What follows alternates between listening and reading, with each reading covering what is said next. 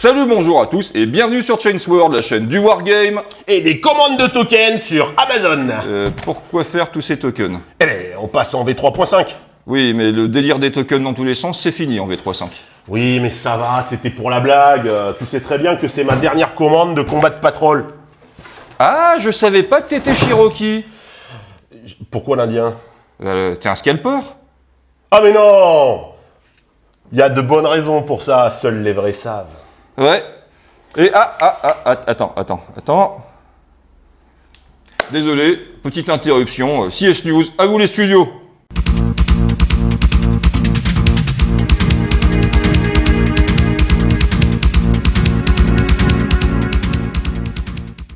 Bonjour à tous, bienvenue sur CS News. Bonjour H. Bonjour HWK. Actualité estivale, la France championne du monde.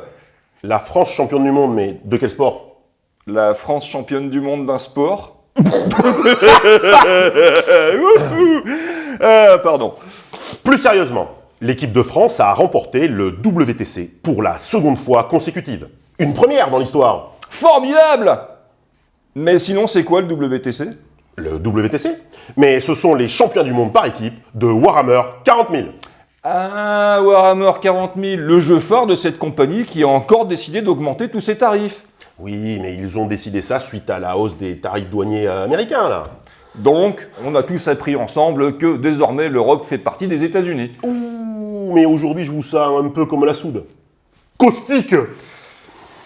N'oublions quand même pas qu'avec la sortie récente de Combat de Patrol, on peut encore se fournir les figurines Games Workshop à des tarifs presque pas trop délirants. Et maintenant, le moment que nous attendons tous, le tuto peinture de Michel Maingauche. Qui est toujours à l'hôpital, donc non, ce ne sera pas pour cette fois. Ah. Mais heureusement, nous avons un reportage exclusif de notre envoyé spécial Outre-Manche. À vous, monsieur Léger. On est en direct, monsieur Léger. Où êtes-vous, monsieur Léger? Ici, c'est moi, je suis là. Salut les gamers, bienvenue sur FWS. Formidable, Warhammer c'est super. Alors, aujourd'hui, on est devant un magasin Games Workshop. Oh, mais c'est génial, on va interviewer un insider de la team. Alors, comment allez-vous, monsieur Meo? Que vous êtes beau. Mec, ton micro, c'est une canette d'orangina. Oui, mais ça c'est normal, c'est pour le sponsoring. Alors, aujourd'hui, on va en profiter pour poser des questions de fou. Alors, la V11, est-ce que vous pouvez nous en dire plus? La V12, vous voulez dire? Non, la V11, c'est après la V10, donc la V11. Non, chez Games Workshop, on est toujours one step beyond. Donc la V11, ça dégage, on passe directement en V12. Ah ouais, mais ça va super vite. Bon, est-ce que vous pouvez nous en dire plus? Je ne sais pas, moi, par rapport au coût des armées, est-ce que vous y avoir des règles encore plus pétées, le prix des figurines, tout ça, quoi? Eh bien, petite indiscrétion, désormais toutes les unités, quelles qu'elles soient, seront à 1 point. Comme ça, les joueurs pourront jouer toutes les figurines qu'ils aiment. Ah mais c'est fantastique, c'est trop génial, oh là là, j'espère que cette version va durer énormément de temps. Oui, à peu près 6 mois, après on sort la V15. Que 6 mois? C'est ça, parce que chez Games Workshop, on est toujours one step beyond. Et puis il faut penser aux actionnaires. Incroyable. Mais est-ce que ça serait pas génial, en fait, un jeu où on consulte les joueurs, on leur demande leur avis dans l'élaboration d'une bêta en open source, où chacun peut améliorer les choses? Est-ce que ça serait pas incroyable? Vous êtes décidément un incorrigible rêveur, mon ami. Eh oui, si seulement. Mais est-ce qu'on est vraiment des rêveurs? Est-ce que le rêve serait pas en train de devenir réalité? Oui, ben on va voir, on est en plein dedans en tout cas. Oui.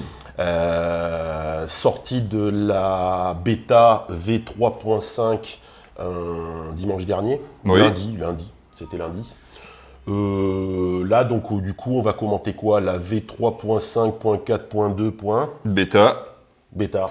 Bon, pour que ce soit pas trop cryptique pour ceux qui passent pas leur vie sur Discord, que s'est-il passé? Petite chronologie.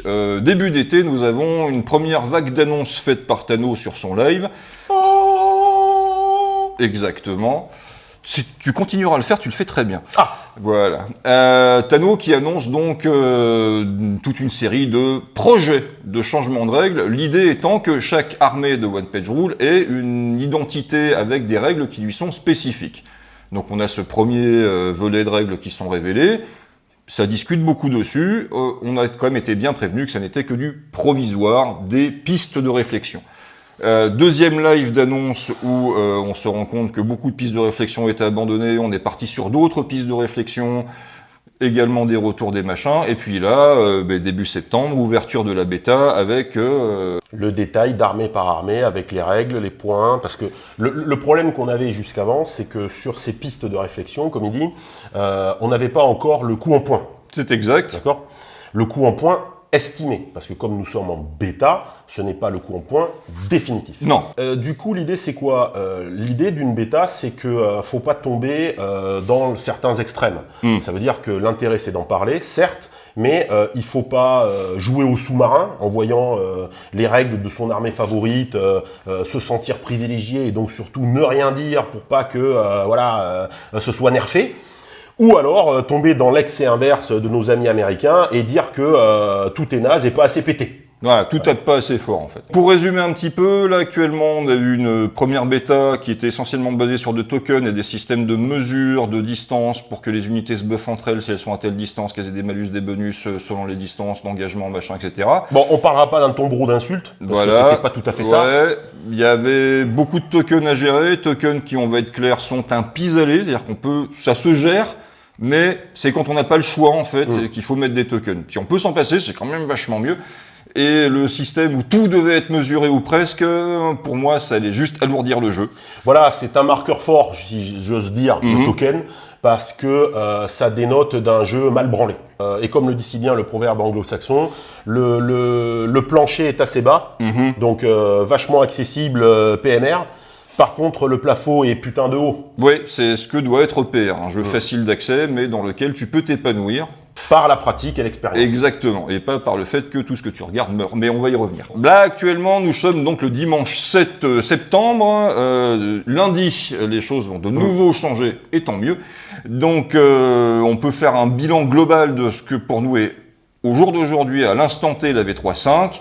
Je trouve qu'il y a quand même beaucoup mieux qu'avant. On me signale que ça vient de changer à l'instant. Non, il a dit qu'il ne changerait pas pendant le week-end, parce que Tano est un homme intelligent, pour qu'on puisse tester les règles en jouant sans avoir un changement en cours de game, ce qui est toujours chiant. Et là, il glisse tout doucement sur AOF, donc vous le savez, nous n'allons parler que de Grimdark Future. Voilà. Comment on procède ? Tu veux attaquer quoi par D'abord, parce que l'introduction n'est jamais assez longue, on va faire un très court disclaimer. Pour moi, tout ce qu'on va dire là va être critique. Soyons clairs, le principe d'une bêta, et il l'a déjà dit, c'est pas de faire genre « Ah, ça c'est génial, je suis content ». Le principe d'une bêta, c'est de débugger un système de jeu, donc de chercher les failles, de les trouver et de dire « Attention, ça va pas ».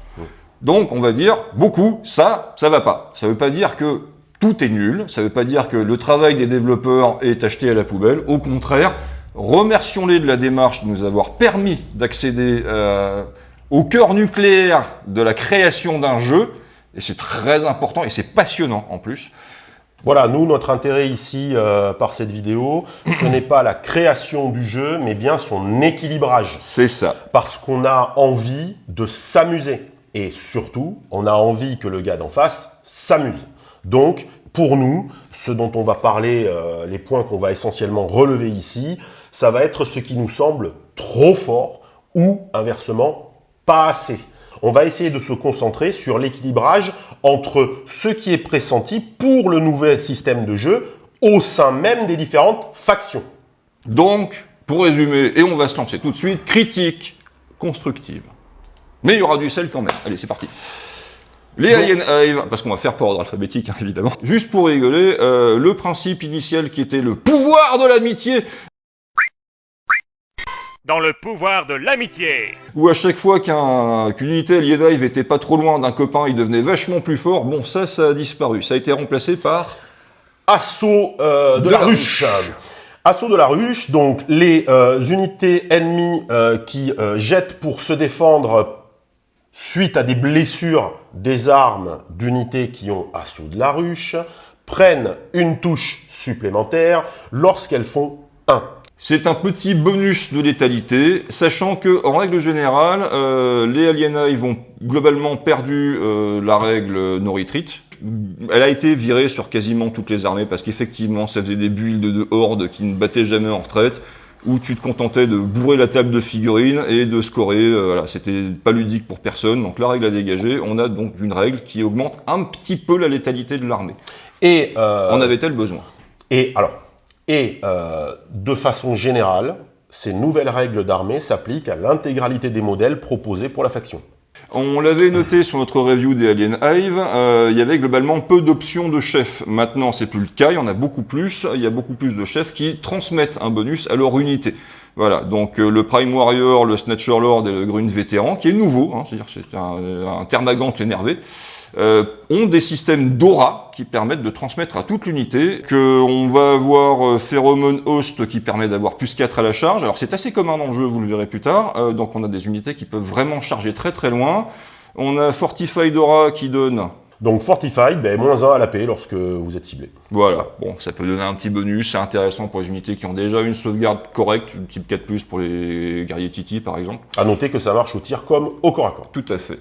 On peut leur donner Furious à tout le monde. Furious.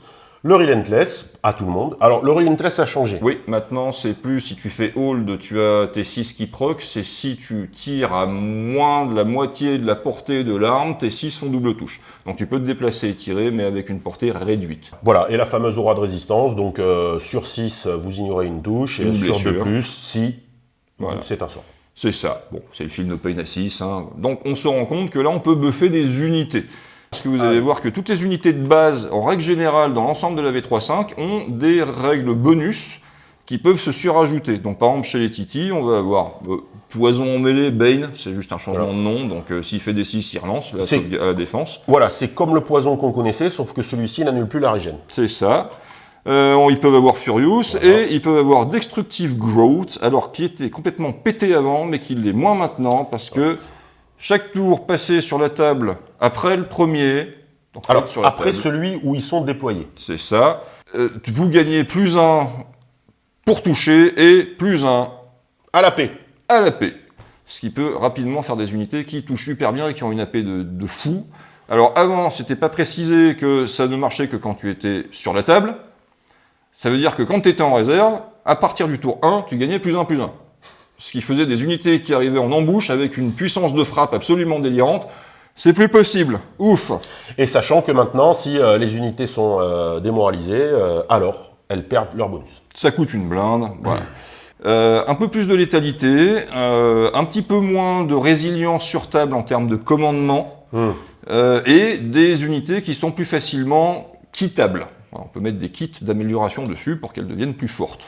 Moi, ce que j'y vois avec cette règle de Hive Assault, c'est que énormément de figurines, de modèles de l'armée ont accès à cette nouvelle règle donc de Bane, donc l'équivalent du poison, où sur une sauvegarde de 6, on demande à l'adversaire de la relancer.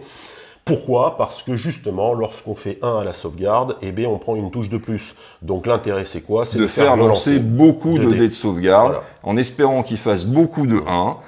À voir à l'usage, on a quand même tendance à perdre une... Alors c'est différent, parce qu'en fait, on va aller chercher les bonus qu'on connaissait avant de façon différente, notamment tout ce qui est la projection, avec ces... Ah, on gagne en ces projection, mais ça, on va voir que toutes les armées, c'est le cas. Tout va plus vite dans le jeu maintenant. Enfin, presque tout va plus vite. Alors, là, on va passer au Battle Brother, et pour moi, il y a un gros problème. On va le dire tout de suite.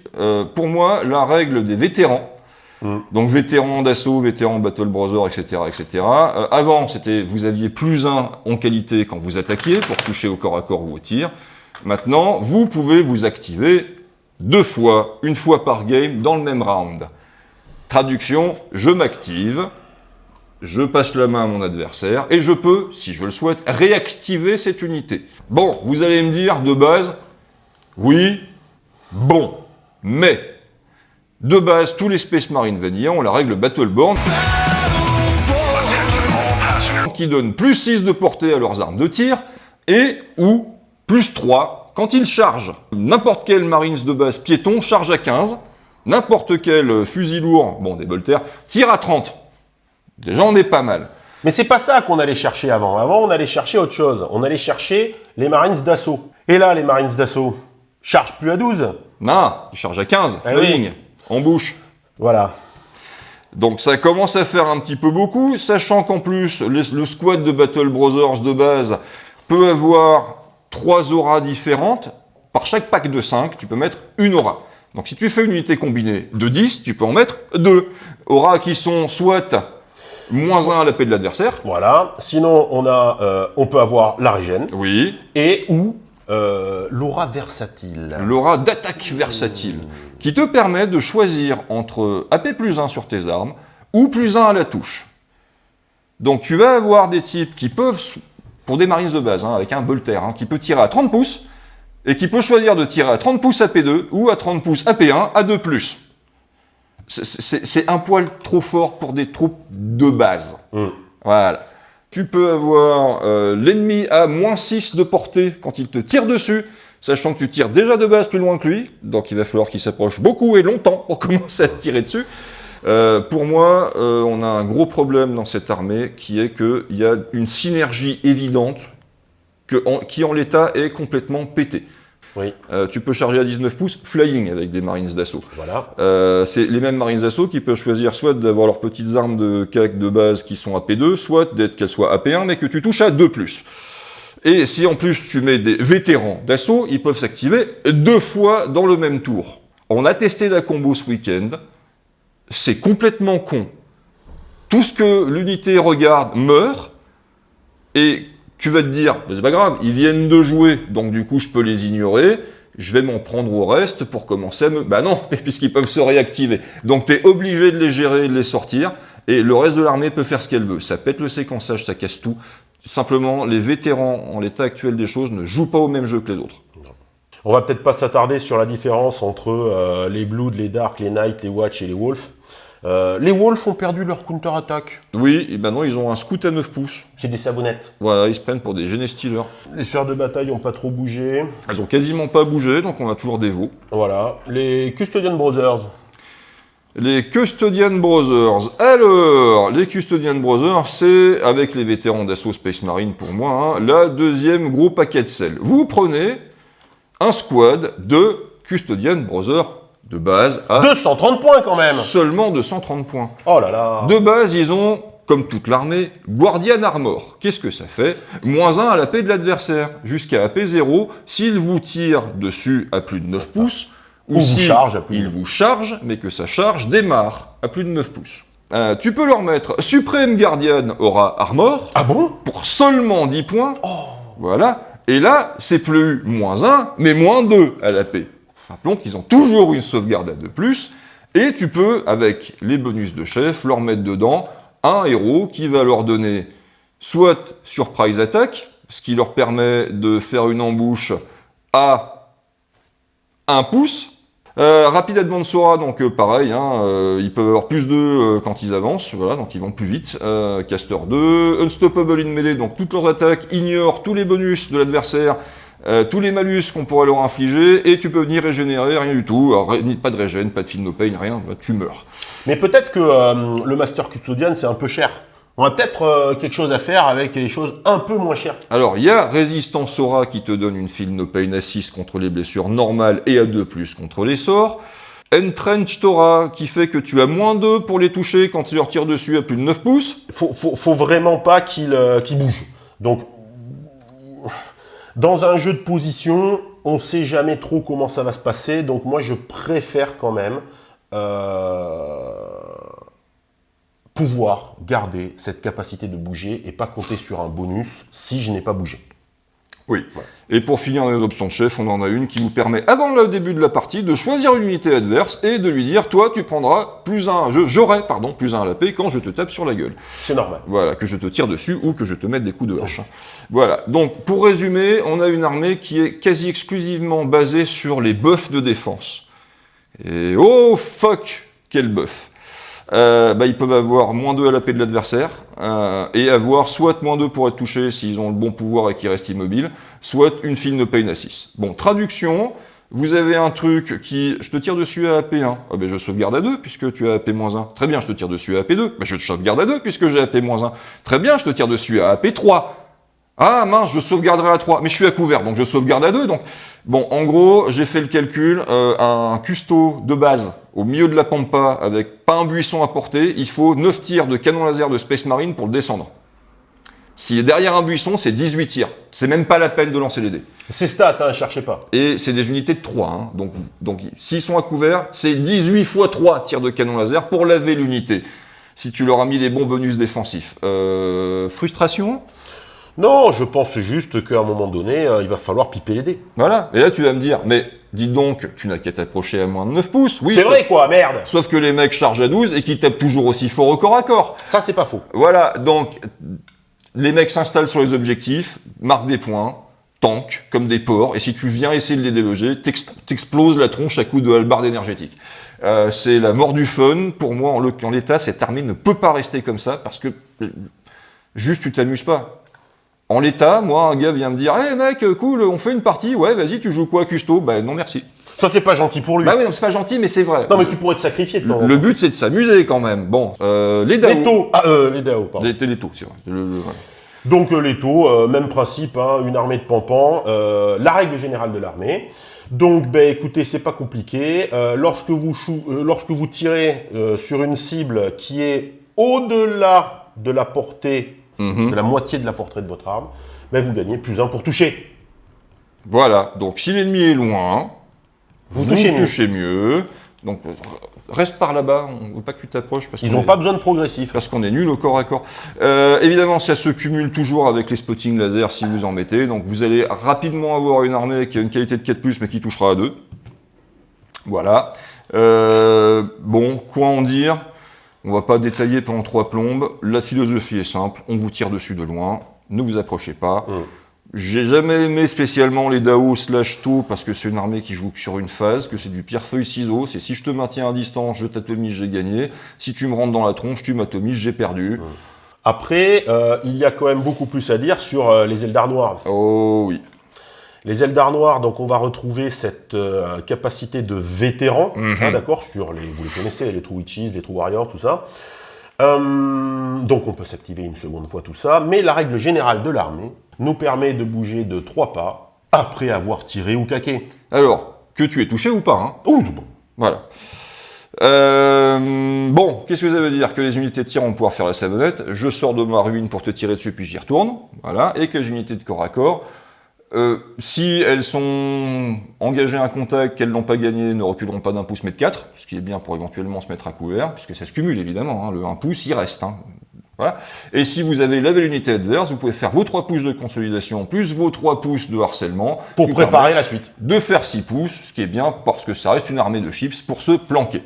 Ouais. Donc c'est pas mal, c'est une armée qui va faire du harcèlement, hein, pour les pirates, c'est quand même plutôt cool. Mais c'est pas tout. Parce que eux aussi, Oui. ils ont le nouveau tunnelier. Oui.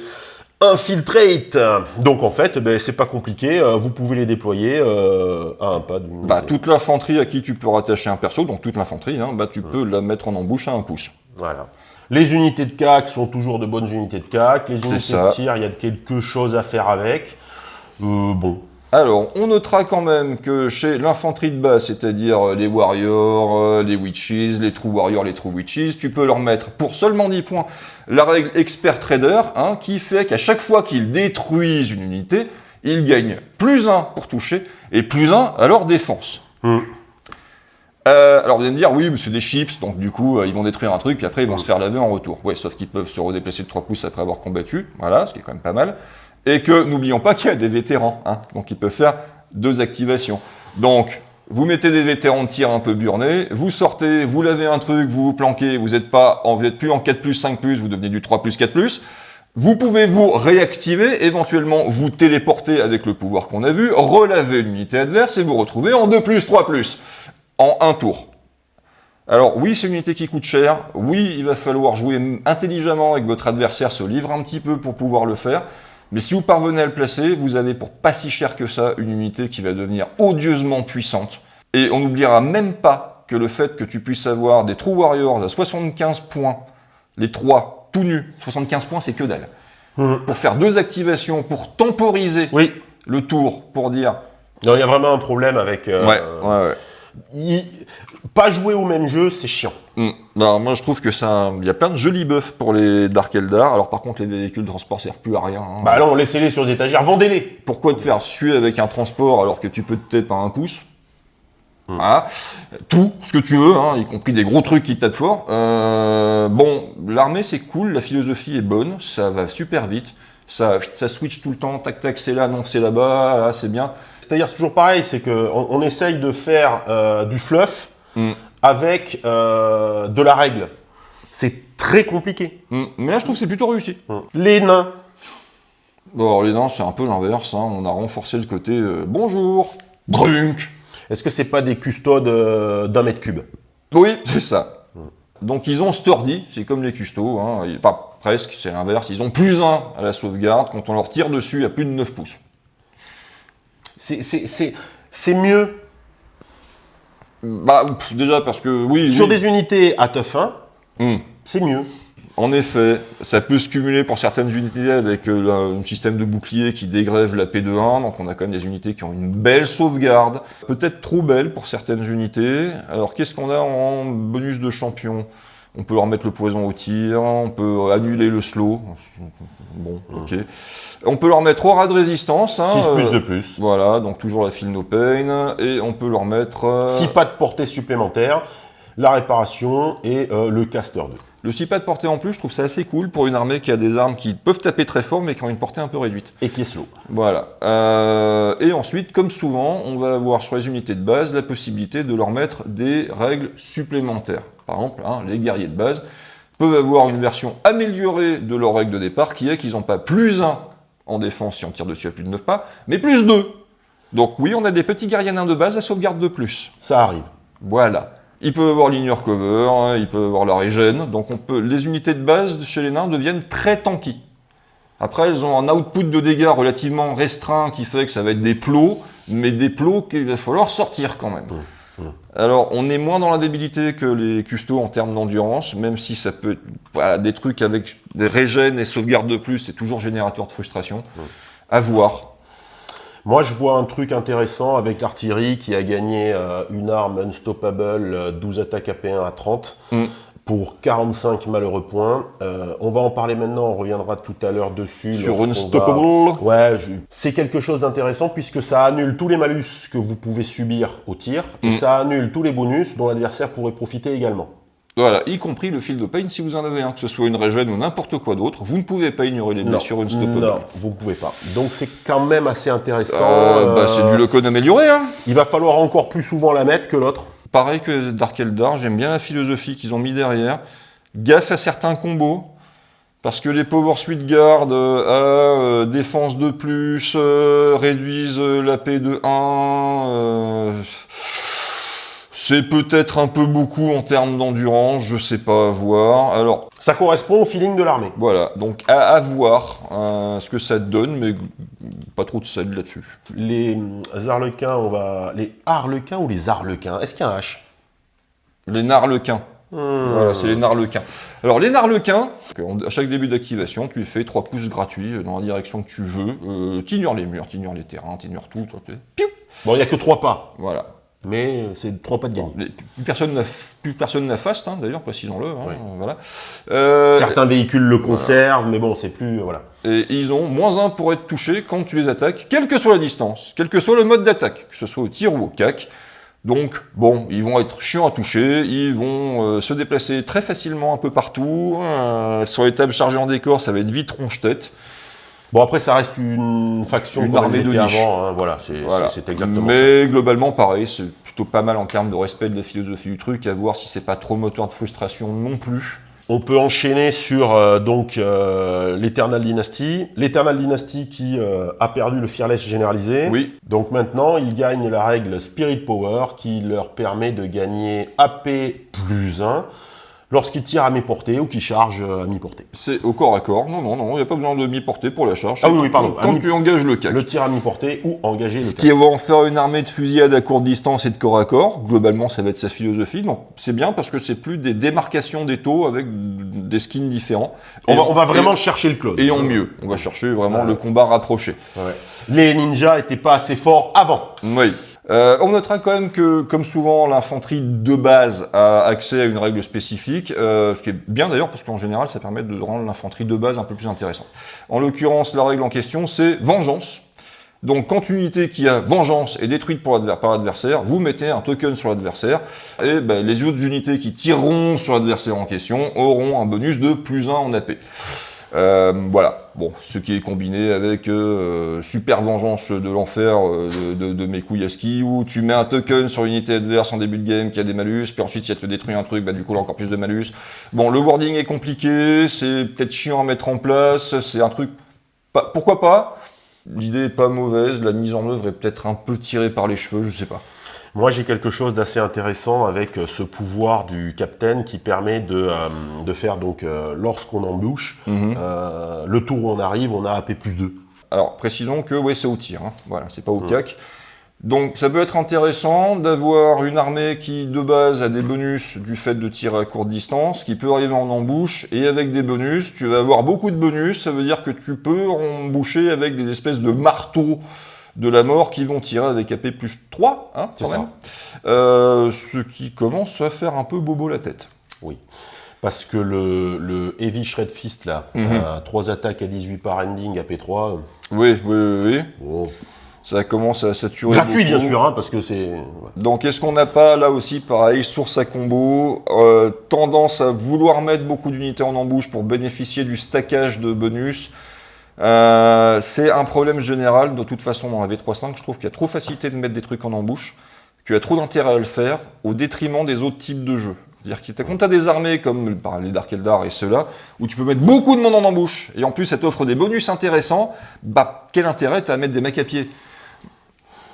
Donc est-ce qu'on va pas avoir une armée qui va arriver dans ta tronche tout de suite, T2, à courte distance, te mettre des tatanes terribles avec des fusils de base qui vont se retrouver à AP +3?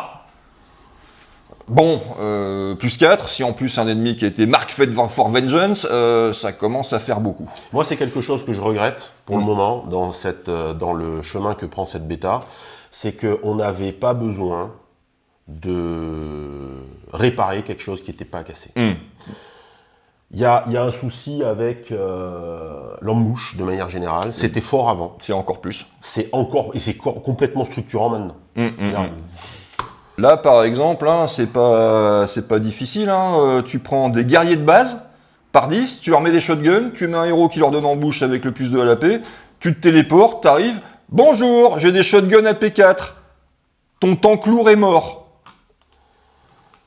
Non, non, ça doit pas marcher comme ça. Donc, non, ça va pas. Il y a pas du quelque tout. chose qui, il y a Pas quelque du chose tout. qui va pas. Donc non, déjà c'est pas fluff, et ensuite bon, trop de létalité, tu l'as létalité, il y a un moment.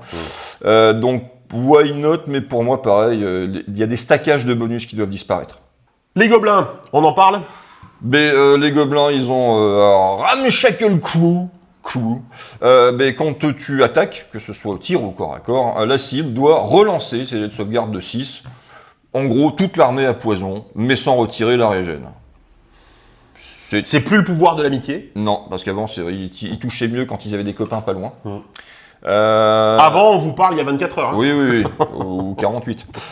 Bon, qu'est-ce que c'est pas foufou? De toute façon, c'est une armée de base qui est pas folle, parce que tu t'attendras à ce que ce soit une borne armée de fusillade, mais le problème, c'est que tes armes ne tirent pas beaucoup, pas assez. Pas avec un volume suffisant. Là, tu vas avoir un petit poil de létalité en plus parce que tu feras un tout petit peu plus de morts en face. Bien contre de la horde, nul contre des grosses sauvegardes. Grosso modo, tu peux leur permettre de tirer un petit peu mieux avec good shot, mais le problème, c'est que ça rajoute entre 25 et un tiers du coût de l'unité. C'est ça. Bon. Donc tu peux quand même sur les unités de base leur mettre +1 aux commandes, donc bon ils te resteront un 4+, génial. Et tu peux leur mettre des petits bonus à droite à gauche. En bonus de chef, il n'y a pas de quoi se taper le cul par terre non plus, puisque tu peux leur mettre Fortified Aura, donc -1 à l'AP de l'adversaire. Bon, t'as toujours une sauvegarde en carton, donc voilà, c'est beaucoup moins structurant que sur des custodes, on va pas se mentir. Tu peux leur mettre un truc qui leur donne +1 pour toucher en mêlée. Bon, ils ont peu d'unités de corps à corps et qui sont relativement peu puissantes, donc c'est pas foufou. C'est pas ça qui les sauvera. Voilà. Tu peux leur mettre la même règle qu'au Titi, c'est-à-dire que si tu fais 1 à ta défense contre une touche de ces mecs-là, eh ben t'as une touche supplémentaire. C'est plus ou moins la même synergie que le Titi, mais inversée. Voilà, tu peux leur donner la possibilité de tirer après avoir couru. Alors ça c'est pas mal, parce que ça permet de casser la distance pour une armée qui va jouer sur la fusillade, avec des armes à portée relativement courte. Pourquoi pas, et tu peux mettre un pouvoir qui te permet de choisir une unité ennemie dans un rayon de 18 pouces, c'est-à-dire pas loin quand même, et elle a -1 à son jet de défense la prochaine fois qu'elle prendra des touches. Alors tout ça, c'est des pouvoirs qui portent pas très loin. Pour une armée qui va chercher à se rapprocher de toi pour te faire pampan dans la tête et bénéficier de sa supériorité numérique, c'est-à-dire qu'elle s'expose à se prendre des grandes baffes dans la gueule au corps à corps, ils sont pas du tout prévus pour les encaisser, il y a encore pour moi un reworking à faire sur cette armée. Et ouais, mais tu vois, c'est ça le problème. C'est là que moi, je suis pas d'accord, c'est qu'à un moment donné, finalement, si on les prenait tout seuls, on se dirait, ah, le rewarding est pas mal, le boulot Oui. qui a été fait dessus est sympa, Oui. ça colle. Alors, tu dois te rapprocher, mais tu te mets en danger. Par contre, quand tu te rapproches, c'est assez sympa parce que l'idée de faire -1 à la défense avec le poison généralisé, c'est cool. Mais le souci, c'est que c'est tellement nul par rapport au truc complètement pété qu'il y a à côté. Ah oui, par comparaison, on a un truc qui était rigolo et qui a fait poup, mais que les autres ont fait bouh. Ah ouais, non, mais là, on est sorti du cadre. Hein. Voilà, donc pareil, l'idée de base est bonne, la philosophie autour de l'armée pour moi est à travailler, mais bon, par rapport au reste, ça existe. Bon, les Havoc Brothers, c'est toi qui en parles. Les Havoc Brothers, alors, il y a des trucs complètement cramés à faire avec. Déjà, vous gagnez AP+1 quand vous tirez sur des unités ennemies qui sont à moitié de portée de votre arme quand vous tirez, et quand vous êtes au corps à corps, c'est AP+1 aussi. Donc les armes de corps à corps de base des Marines du Chaos sont AP2, ce qui commence à être plutôt pas dégueulasse. En bonus de chef, qu'est-ce qu'on va avoir? Rapide chargera comme les Marines, donc on part. Sauf que nous on n'a pas le +3 en bonus, donc on chargera pas à 19, on ne chargera que, malheureusement, un pauvre 16. Quelle lenteur épouvantable. On peut mettre, si on veut, n'importe quoi en scout. C'est bien. Pour prendre l'attaque tout de suite, c'est bien. C'est pas mal. Hein. Le problème, c'est qu'il y a tellement de trucs qui vont super vite maintenant que ça veut juste dire que tu t'exposes au coup de l'adversaire T1.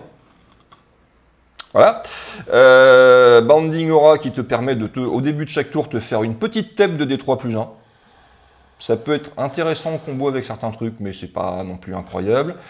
La réparation, et on peut avoir porte-bannière avec Fear 3 pour être tout à fait sûr de gagner ton corps à corps. Donc globalement, on a des petites améliorations, des petits bonus, des petits machins qui sont sympas. Avant de rentrer dans le détail, peut-être très rapidement, les règles des armées spécifiques. Donc les Change Disciples, c'est l'équivalent de Stealth comme avant. Les Lust Disciples, c'est +1 au mouvement, +2 à la course et à la charge. Donc, qui court, mais moins vite. Moins le fast, voilà. Les Plagues, donc c'est comme avant, 6+. Et les War Disciples, on va y revenir parce que c'est pété. Voilà. Bon, restons sur les vanilles, on va y revenir sur les War Brothers parce qu'il y a des trucs qui vont pas. Ça veut dire qu'on parlera pas des autres? Ce qui est très cool, c'est que les unités de base, donc les Marines classiques, ont droit à Piercing Warrior Aura qui leur permet de gagner encore +1 à la paix. Voilà, donc tu peux cumuler pour avoir un +2. Alors c'est une bannière qui coûte quand même pas mal de points, mais petit +2, c'est quand même pas dégueulasse. Et ensuite, on a la possibilité aussi, pareil, d'upgrader toutes les figurines de l'unité pour seulement 5 points, donc tu vas le faire. Avec Reckless Courage, c'est pas difficile. Tu lances un dé au début de l'activation de ton unité. Sur un 2+, tu gagnes +1 à ton prochain test de commandement, donc tu testeras à 2. Alors c'est pas mal parce qu'on a un meilleur commandement, on peut avoir beaucoup d'AP, c'est une armée qui va être orientée fusillade courte distance ou corps à corps, et qui une fois qu'elle y sera va taper dru, parce que quand même un P3 sur des armes de CAC de base, ça commence à être pas mal, mais le scout est bien. Oui, mais il t'expose. Globalement, en match fratricide entre eux et les Battle Brothers loyalistes, il n'y a pas photo. Les mecs se font rouler sur la tronche parce que oui, tu prends la table très vite, mais en face, ça charge plus vite que toi. Donc il peut se mettre hors de portée et te rentrer dans la tronche quand il l'a décidé, en tapant au moins aussi fort que toi si c'est pas plus. Donc, et il y a le problème que chez les Marines du chaos, tu as aussi ce putain de vétéran qui te permet d'activer certaines unités 2 fois. Mais là, une fois de plus, c'est beaucoup moins pété qu'en Battle Brothers, puisque tu n'as pas accès aux vétérans d'assaut avec les réacteurs en embouche. Il y a plein de bonnes idées, je trouve sympa l'idée vraiment d'une armée très agressive qui va venir te chercher à courte portée au contact, et qu'une fois qu'elle y arrive, va te faire super mal, donc il faut que tu maintiennes la distance, qui a un moral beaucoup moins friable qu'avant, mais avec un petit côté aléatoire qui rend le truc un peu sympa. Le reworking est cool, il y a des combos un peu fortes qu'il va peut-être falloir réfléchir, mais globalement, on n'est pas sur un truc complètement craqué. Les War Brothers ont la même règle grosso modo que les Titi. Si votre adversaire fait un 1 à son jet de défense, tu fais une extra touche. On rappellera que tu peux mettre des escouades avec 3 lance-flammes lourds, que ces escouades avec 3 lance-flammes lourds, tu peux les rendre scouts, que quand tu es à moitié de la distance de ton arme, tu as AP+1, donc ils sont AP2, et que si l'adversaire fait un jet de défense de 1, et ben c'est pas une touche qui se bouffe, c'est une touche Blast 3. Alors je l'ai fait ce week-end, 9 tirs de lance-flamme, mon adversaire lance 9 sauvegardes, n'a pas de cul, fait 3-1, et se rebouffe 9 touches de lance-flamme dans la tronche. Donc, voilà, techniquement, c'est le genre de règle, on est à un moment où ça va être retravaillé, ça veut dire qu'au même titre que le Rendling qui ne proc que sur 6, avec cette règle spéciale supplémentaire, là, de la même manière, je pense que le Blast sera considéré pareil, ils vont être obligés de retravailler ça parce que c'est trop pété, quoi. Donc comme l'a relevé Gab sur le Discord, parce que c'est un peu lui qui a levé le lièvre, et on en a eu une discussion là-dessus, en gros tu mets en War Brother 3 squads d'appui avec lance-flamme lourd, tout le monde en scout, tu t'installes au milieu de la table, et tant que le mec t'a pas déblayé ses 3 squads, il ne peut pas avancer sur la table parce que pratiquement tout ce qu'il exposera va se faire déglinguer. C'est une des meilleures unités de contrôle map qu'on puisse imaginer, c'est trop, il faut trouver un moyen de nerfer ça. Parce que hier, avec cette combo-là, c'est pas difficile, j'ai flambé un squad complet de Stalker de l'Admec qui coûte pas loin de 500 points. C'est rentable. Ouais, c'est plutôt rentable. Donc non, cette combo-là est trop forte. Mais globalement, les Havoc Brothers, je trouve que, et c'est pas parce que je joue ça, que ça va. Les nobles elfes de l'espace. Oui, ouh là là, alors eux, ça fait le yo-yo. Ouais, ça a fait le yo-yo, on va donc se concentrer sur ce qui est actif à l'heure où nous parlons. Donc on perd le fast pour le Noble Advance, donc c'est +1 au mouvement, +2 à la course et à la charge. Alors c'était rigolo, jusqu'à il y a pas longtemps, c'était +1,5, +3. Je me refuse de mesurer un demi-pouce. Je sais pas comment on fait pour arriver à ça, mais bon bref. L'idée c'est quoi? C'est que ce qui était fort avant l'est toujours maintenant. Les mecs qui veulent faire des armées un peu sympas pour s'amuser avec leurs potes, pour jouer leur collection de figurines, peuvent continuer à peu près tout sortir. Et les mecs qui veulent faire du sale en compétitif savent sur quoi aller. Ça n'a pas beaucoup changé. Les unités de CAC sont devenues bien meilleures parce que tu peux remettre un +1 à la touche au corps à corps, ce qui est plutôt sympa, notamment pour les acolytes en moto, jet, avec les trucs qui font AP4. Donc ça peut être très cool. Bon, ça va faire un build assez cher. Tu peux leur mettre toujours le hit and run, alors ce qui est la règle native des Dark Eldar, mais eux, c'est une option payante, donc je tire, je me planque, voilà. Donc comme avant, hein, on peut leur filer la régène, etc. Voilà, tu peux choisir une unité adverse à 18 pouces et lui mettre un debuff de -6 à la portée. Situationnel, compliqué à mettre en place, pas structurant, bon, ça existe. Tu gardes tes points pour autre chose. Voilà, tu peux mettre la régène. Il n'y a pas grand-chose qui a changé globalement. Les araignées spectrales sont toujours pétées. Petit aparté rapide, ça avait fait beaucoup polémique, notamment Nexus Wargaming qui avait trouvé la règle nulle et non avenue. Précédemment, ils avaient Fast, mais qui était conditionné au fait de démarrer leur mouvement sans être à moins de 1 pouce d'un élément de décor. C'est-à-dire que vous étiez à 1 pouce d'un élément de décor au moment où vous commenciez votre mouvement, vous n'étiez plus Fast. Je trouvais que c'était une règle intéressante dans l'écriture parce qu'elle évitait que tu mettes que des unités avec hit and run au tir qui passent leur temps à faire la savonnette dans les ruines. Voilà, je sors, je tire dessus, je me replanque, jusqu'à ce que la vie meure, et qui, T4, utilisent leur fast pour bondir sur les objectifs et te voler la game. Là, tu pouvais pas le faire parce que si tu démarrais ton tour dans un couvert, eh ben, tu pouvais plus faire fast. Donc je comprenais l'idée et la philosophie derrière la règle, ça me paraissait pas inintéressant. Maintenant, effectivement, pour une règle qui était intelligemment pour nerfer une des possibilités de jeu de l'armée, on rendait compliqué tout le reste. Donc, bon, qu'elle les sauter me paraît pas illogique. Ah. Les forces de défense humaine, alors on les joue totalement différemment. On va pas parler des allers-retours et des yo-yo qu'il y a eu sur la faction. On va essayer de se concentrer sur quelque chose qui est apparu, donc qui a été conservé, c'est la règle de coordination. qui fait que lorsqu'un boss, on lui donne cette règle, donc pour 60 points, vous avez l'opportunité d'activer immédiatement après, qu'il ait joué, lui ou son escouade, une unité à 9 pas. Bon. Règle qui peut porter, qui est augmentable avec les radios, qui permet de le faire à 18 pouces si je ne m'abuse, et... Tu ne t'abuses pas. Je ne m'abuse pas. Bon, alors c'est moins craqué qu'avant, je n'aime pas une règle qui contrevient à la structure de base du jeu. Maintenant, est-ce que c'est pété? J'en suis pas sûr, parce qu'on va le voir, les HDF, c'est un gros sujet polémique, parce qu'effectivement, il y a 2-3 trucs qu'il va falloir revoir. Bon, déjà, la règle de l'armée, c'est... Hold the line. Hold the line. Plus en morale. Pour toute l'armée, sans Voilà. condition. Avant, il fallait être à 6 pouces, maintenant, c'est plus le cas. On change pas la qualité, c'est toujours la même, sauf qu'au moral, vous avez plus. Voilà, sachant que tu peux mettre des bannières dans les escouades d'infanterie, si tu mets un compagnie leader, plus une bannière, plus la règle, t'as un commandement à 2, ce qui est quand même plutôt cool. Mais c'est bien, ça représente le mec qui tienne, voilà, ça rend pas l'armée pétée pour autant. Par contre, on notera la disparition des ordres. Et oui, c'est plus la même. Ça veut dire que maintenant, on peut plus dire, toi, t'as plus 1 pour toucher la prochaine fois. Non. Maintenant, c'est L'unité. l'unité. Tu peux toujours acheter plus 1 à la touche ou plus 1 à la paix, mais c'est l'unité dans laquelle se trouve le chef, pas éventuellement la voisine. Donc tu ne peux plus buffer tes chars. Non. C'est embêtant. Il y a malgré tout la possibilité de mettre des plus 1 à la touche avec cette armée-là, notamment via les Lightwalkers. C'est pas difficile, tu peux racheter sur le Lightwalker d'autres trucs, les snipers aussi peuvent le faire.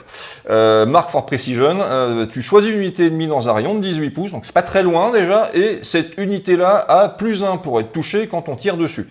Donc tu vas me dire, oui, mais tu peux encore avoir des battle tanks qui touchent à 3+. Oui, mais ça va être chaud sa mère à mettre en place, ça va être relativement facile à déjouer pour l'adversaire, ce qui veut dire qu'actuellement, là, à l'heure actuelle, une bonne armée HDF, c'est Watt milliard de fantassins, avec Watt milliard de bonus de plus 1 à la touche, et tu satures 2D, mais tu laisses tes tanks dans la vitrine, parce que ils sont devenus beaucoup moins intéressants. Après, ça nous permet aussi de plus avoir ces 3 volants avec 3 chefs d'entreprise à l'intérieur à 2000 points qui balançaient des Dilly 3 de partout. Sur 3+. Exactement. Mais un build classique, c'est-à-dire pas mal de fantassins, quelques véhicules blindés, machin, est devenu beaucoup moins intéressant, ce qui est pour le moment un problème récurrent de la V3.5, qui est que certaines unités sont devenues tellement intéressantes par rapport aux autres au sein d'une même armée que tu vas laisser beaucoup de monde dans la vitrine. C'est triste. L'Inquisition. Alors, bon, l'Inquisition, les assassins sont plus tout à fait les mêmes. Hein. Donc, on a vraiment perdu des assassins très forts. Est-ce que c'est un mal? Je ne sais pas. En tout cas, vous ne sortirez plus Vindicaire. Hein. En gros, tu prends l'assassin d'avant, tu le coupes en 2. Et t'as l'assassin de maintenant. Voilà. Voilà. Donc tout est divisé de moitié à peu près. Voilà. Alors, la règle générale de l'armée, agent a changé plein de fois. oui, qui a changé plein de fois, mais qui maintenant, c'est une double activation. C'est la règle vétéran. Une fois par partie. J'aime toujours pas la Une règle fois par vétéran. partie. Oui, ah mon dieu, sniff. Bon, ça profite essentiellement aux assassins, c'est vrai. Donc, est-ce que c'est pour ça que... Alors, on a un demi-assassin, mais qui peut jouer Mais 2 voilà, fois. Est-ce que bon. ça fait un assassin Mais une complet seule fois par partie. Oui. Voilà. Bon, c'est intéressant. Il y a des choses à faire. Alors, c'est moins pété que chez les Battle Brothers, parce qu'il y a des unités qui sont quand même globalement beaucoup moins impactantes. De toute façon, qui joue Inquisition.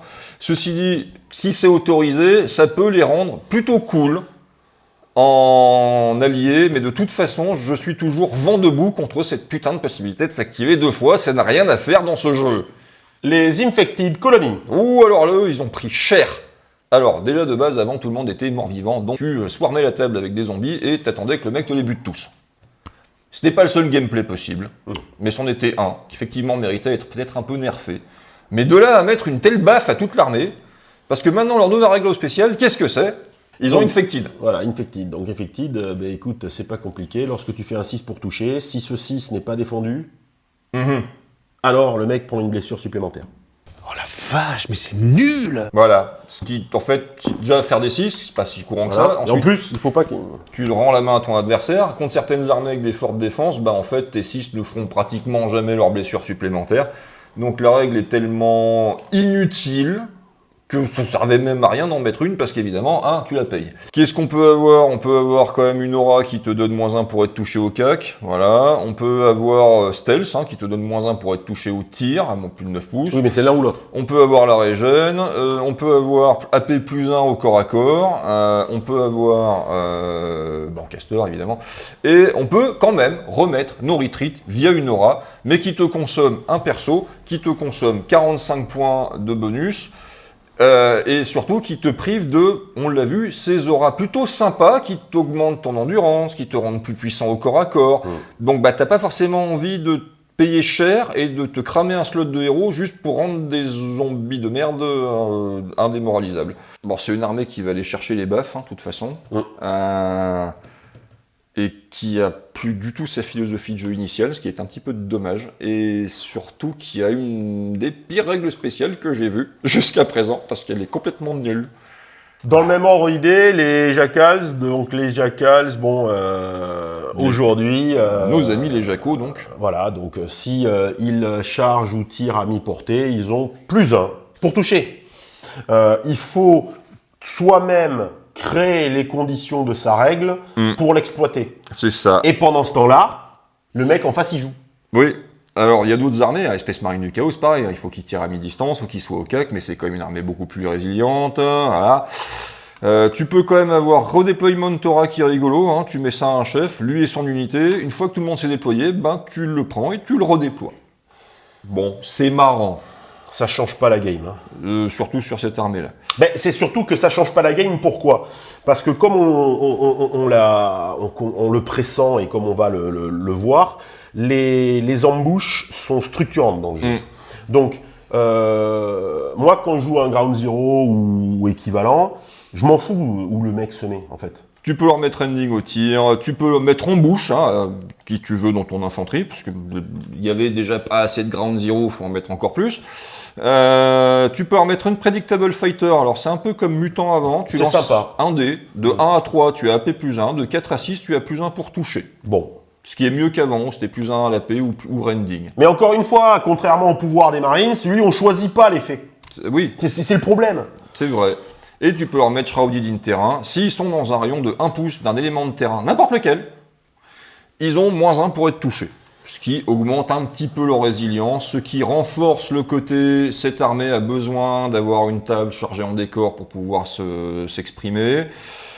Voilà, l'infanterie de base, attack for piercing, donc tu peux avoir jusqu'à AP +2. Voilà, quand tu retires les marqueurs que tu as posés sur une unité ennemie, bon. Il y a peut-être des trucs à faire, ça a de toute façon une armée qui manque d'impact, et comme on le disait tout à l'heure, oui, l'armée elle a fait, elle est montée. Mais il y a tellement d'autres armées qui ont Skyrocket à côté que, c'était pas terrible, c'est toujours pas foufou. Tiens, en parlant de Skyrocket, je vois la fusée de l'Admec pas loin. Oui. Oui. Alors, on parlait de trucs immortels tout à l'heure avec les custos. Ben là, on a des trucs immortels aussi. La règle de base, Machine Fog, quand on leur tire dessus à plus de 9 pouces ou qu'on les charge et que la charge démarre à plus de 9 pouces, ils ont -1 pour être touchés. Donc ça marche au tir et au cac, c'est plutôt cool. C'est quand même pas mal, ça offre une certaine résilience à l'armée, notamment sur les 2 premiers tours de jeu. On peut mettre Shield Dora au chef pour qu'ils aient +1 à la défense. Tu peux en mettre contre-attaque. Alors, sachant que les Stalkers l'ont maintenant, grâce au chef. Oui. Et que les Stalkers maintenant vont pouvoir choisir entre +1 à la paix ou +1 pour toucher. Pour 40 points quand même. Choisir. Comme les Marines. Donc c'est intéressant, ils le paieront. C'est vrai que c'est devenu une unité assez chère, mais encore une fois, et c'est dommage, c'est que, on veut donner des trucs spécifiques, on veut vraiment des armées avec une histoire, avec des effets spécifiques particuliers, plus utilisés dans les règles générales. Mais à faire ces spécifiques-là, en fait, ce dont on se rend compte aujourd'hui, c'est que ce qui était fort avant est encore plus pété maintenant. Donc avant, on avait des listes dans lesquelles on pouvait à peu près tout jouer, c'était sympa. Mais aujourd'hui, en fait, la concurrence, on l'écrase, quoi. Ce qui m'embête encore plus, c'est que c'est une armée qui ressemble beaucoup à une démarcation des Battle Brothers. Parce qu'en plus, en pouvoir de chef, tu peux mettre Versatile Range Aura, qui permet soit, au choix, d'avoir +6 pouces à la portée de tes armes, ou +3 pouces à ta portée de charge. Donc, comme sur les Battle Brothers. Mais en option de chef, bon, réparation, on s'en fout. Et ensuite, Unpredictable Shooters. Alors, tu lances un dé, de 1 à 3, tu as AP plus 1 au tir. De 4 à 6, tu as AP plus 1 pour toucher. Tout mis à la suite, on peut avoir des unités qui sont costauds, qui tirent bien, avec une bonne AP, même si une des deux règles est loin en plus, une des deux règles est un peu aléatoire. Et d'ailleurs, nos tests nous ont révélé quelque chose de sympa. Oui, alors déjà, les Cult Rangers sont redevenus très cool, parce qu'on peut leur mettre Versatile Attack pour 20 points, donc ils peuvent soit choisir d'avoir AP plus 1, soit de plus 1 pour toucher, qui est cumulatif avec une éventuelle aura de chef, comme on vient de le voir maintenant. Oui, puisque le wording n'est pas le même. Donc ces trucs-là commencent à taper dur, même s'ils sont chers, mais on peut pas. Les Rangers étaient une unité de base, maintenant ils sont de la bonne élite. Et les Breachers Cyborg maintenant n'ont pas la régène de base. Quand ils s'activent, ils peuvent choisir de donner la régène à une unité amie dans un rayon de 18. Donc, ou eux-mêmes, ou quelque chose d'autre. C'est le principe des marques forts. Voilà. C'est pas mal. Pourquoi pas. On précisera que la règle phosphore, dont on avait dit le plus grand mal parce qu'elle coûtait cher et qu'elle servait pas à grand chose, a été remplacée par la règle Wreck, qui fait que si tu fais un 6 à la touche, tu as encore AP plus 1. On l'a vu, il y a quand même possibilité de mettre déjà beaucoup d'AP plus 1. Donc les 6 vont faire vraiment bobo. Est-ce que c'est un gadget? Moins qu'avant. C'est moins un gadget qu'avant. Et on a, alors pour moi c'est un gros problème, le combat robot.